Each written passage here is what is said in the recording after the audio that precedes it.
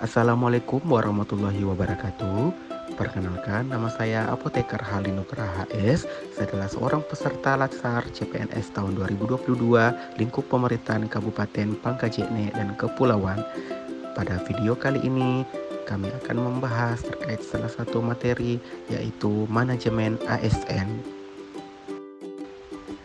Manajemen ASN adalah pengelolaan ASN untuk menghasilkan pegawai ASN yang profesional, memiliki nilai dasar, etika profesi, bebas dari intervensi politik, bersih dari praktik korupsi, kolusi, dan nepotisme.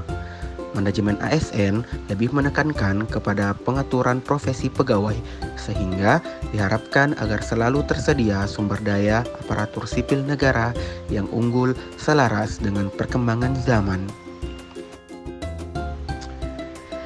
Pegawai ASN.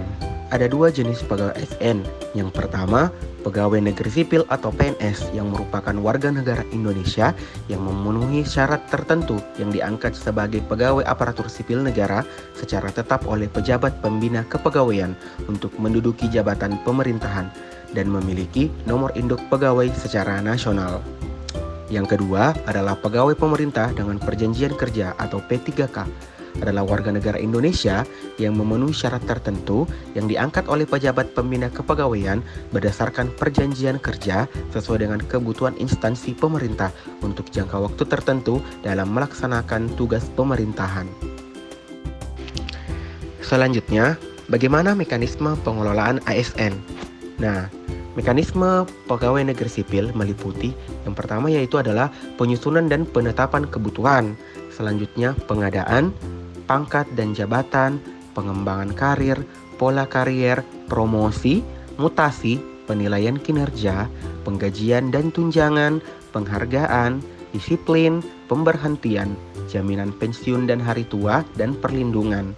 Sedangkan manajemen P3K meliputi penetapan kebutuhan, pengadaan, penilaian kinerja, penggajian dan tunjangan, pengembangan kompetensi, pemberian penghargaan, disiplin, pemutusan hubungan perjanjian kerja, dan juga perlindungan. Nah, selanjutnya apa saja sih fungsi sebagai aparatur sipil negara? Nah, fungsi ASN yang pertama adalah sebagai pelaksana kebijakan publik. Yang kedua, sebagai pelayan publik. Dan yang ketiga adalah perekat dan pemersatu bangsa. Selanjutnya, tugas ASN. Tugas ASN yang pertama adalah melaksanakan kebijakan yang dibuat oleh pejabat pembina kepegawaian sesuai dengan ketentuan peraturan perundang-undangan. Yang kedua, memberi pelayanan publik yang profesional dan berkualitas. Yang ketiga, mempererat kesatuan dan persatuan Negara Kesatuan Republik Indonesia. Selanjutnya, hak dan kewajiban ASN. Nah, untuk PNS, itu yang pertama adalah gaji, tunjangan dan fasilitas, cuti, jaminan pensiun, jaminan hari tua, perlindungan, dan pengembangan kompetensi. Sedangkan untuk P3K itu adalah gaji, tunjangan, cuti, perlindungan, dan pengembangan kompetensi. Yang terakhir adalah terkait dengan kode etik ASN. Jadi, ASN sebagai profesi berlandaskan pada kode etik dan kode perilaku. Kode etik dan kode perilaku ASN bertujuan untuk menjaga martabat dan kehormatan ASN. Kode etik dan kode perilaku yang diatur dalam Undang-Undang ASN atau Undang-Undang Nomor 5 Tahun 2014 tentang Aparatur Sipil Negara menjadi acuan bagi para ASN dalam menyelenggarakan birokrasi pemerintahan.